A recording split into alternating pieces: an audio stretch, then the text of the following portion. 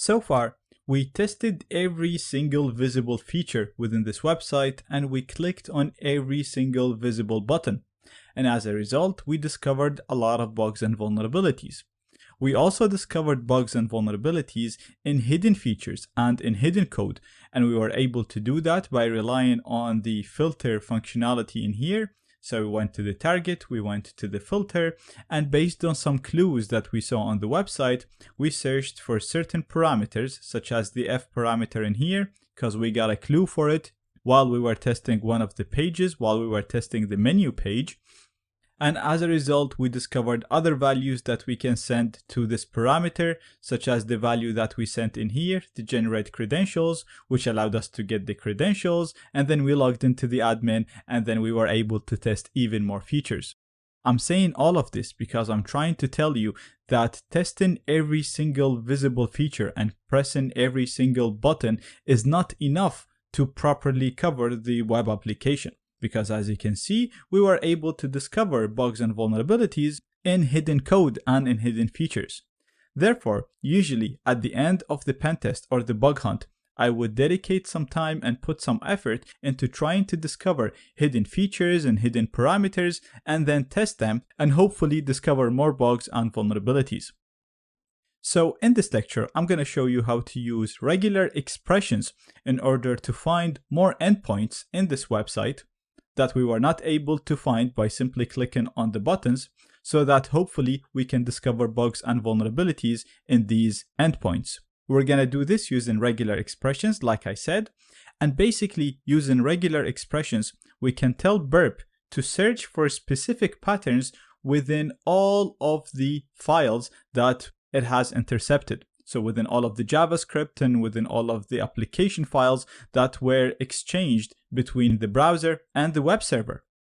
And as a result, hopefully, we will be able to find endpoints.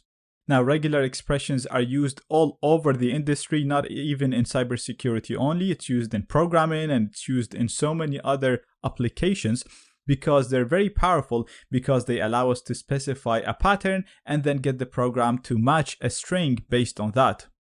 I know it all sounds confusing, but let me show you how to use them in real life to discover endpoints, and you'll see how easy it is. So basically, the goal is I want to see any other parameters that I can give values to and manipulate in order to discover bugs and vulnerabilities. So we learned before, even at the start of the course, we always look for something like a question mark, followed by some text, followed by an equal sign.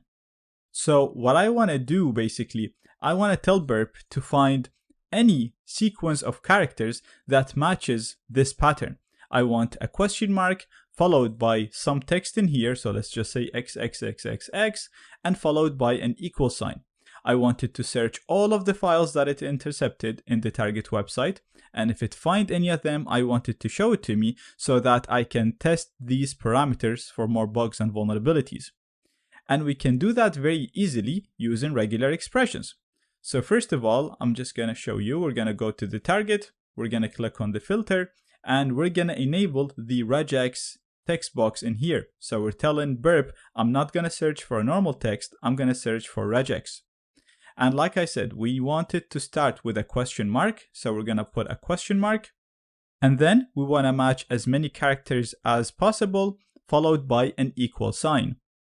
And here's where you're going to see the power of Regex.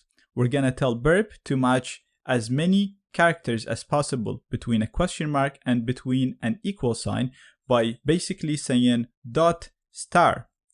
So dot means that I want to match any type of character, and star means any number of characters. So if I just put one dot, it's going to match only one character, but I don't care how many characters are there, as long as they are enclosed between a question mark and an equal sign. Now, as you can see, in Regex, you can use dots and stars, so you can use special characters to indicate different meanings. So the question mark can actually be used to stop matching before the end of the line. So to stop matching once this pattern is found. But we actually don't want to say that in here. We want this question mark to be part of the regular expression. like we said, because we're looking for a question mark followed by a series of characters followed by an equal. And therefore, to tell burp to not treat this question mark as a special character and to actually treat it as part of the pattern, I'm going to have to put a backward slash before it. And finally, we want to tell burp to not continue matching, because remember, it's actually going to search for this in code and there could be a lot of lines of code. So I want it to stop looking for this pattern once this pattern is satisfied. I don't want it to continue matching all the way up to the end of the line. And that's why I'm actually going to use a question mark in here.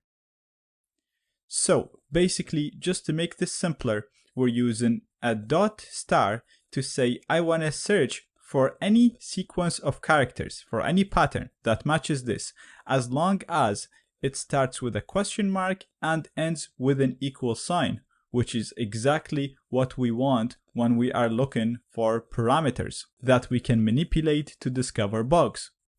And then we're using the backward slash to say this question mark should not be treated as a special character. It's actually part of the pattern.